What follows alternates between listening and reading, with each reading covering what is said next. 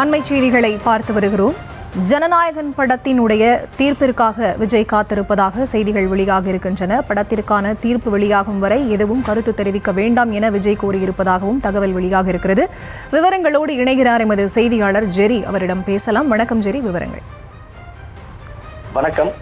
ஜனநாயகன் திரைப்படம் ரிலீஸிற்கு கடைசி கட்டத்தில் தணிக்கை சான்று வழங்காத நிலையில் படக்குழு சென்னை உயர்நீதிமன்றத்தை நாடியிருக்கிறது. இந்த வழக்கின் விசாரணை தீவிரமாக நடந்த நிலையில் ஜனநாயகன் தணிக்கை சான்று தொடர்பான தீர்ப்பை இன்று வழங்குவதாக நீதிமன்றம் அறிவித்திருந்தது. இந்த விவகாரத்தில் விஜய்க்கு ரசிகர்கள், தாவேகா தொண்டர்கள் மட்டுமின்றி திரைப்பிரபலங்கள் பலரும் இந்த விவகாரத்தில் ஜனநாயகன் படத்திற்கு ஆதரவாக குரல் கொடுத்து வருகின்றனர். ஆனால் தாவேகா மறைமுகமாகவே இந்த விவகாரத்தில் விமர்சனத்தை முன்வைத்திருக்கிறது. கடந்த வாரம் தாவேகா இணை பொதுச் செயலாளர் நிர்மல்குமார் எக்ஸ் வலைதள பதிவில் கூட ஜனநாயகம் படத்தை சென்சார் உறுப்பினர்கள் பல வாரங்களுக்கு முன்பே பார்த்து யுஏ சான்றிதழை பரிந்துரைத்தனர். ஆயினும் தற்போது வரை சென்சார் சான்றிதழ் வழங்கப்படவில்லை. தடுப்பது யாரோ என்று கேள்வி எழுப்பியிருந்தார்.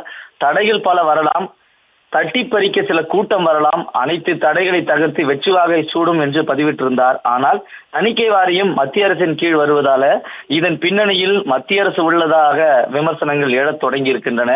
காங்கிரஸ் கட்சி நேரடியாகவே பிரதமர் மோடியையும் மத்திய அரசையும் விமர்சித்திருக்கிறது.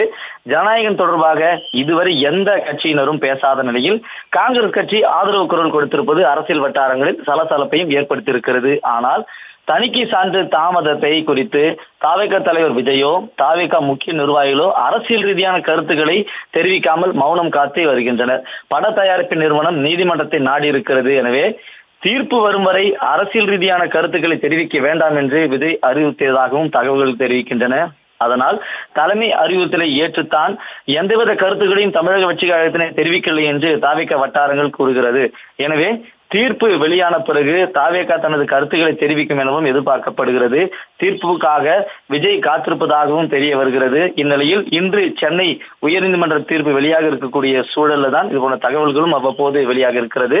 இன்று 10:30 மணி அளவில் சென்னை உயர்நீதிமன்றம் சென்சார் போர்டு வழங்கக்கூடிய சென்சார் சான்றிதழ் தாமதம் குறித்து இன்று தீர்ப்புகளும் வெளியாக இருக்கிறது.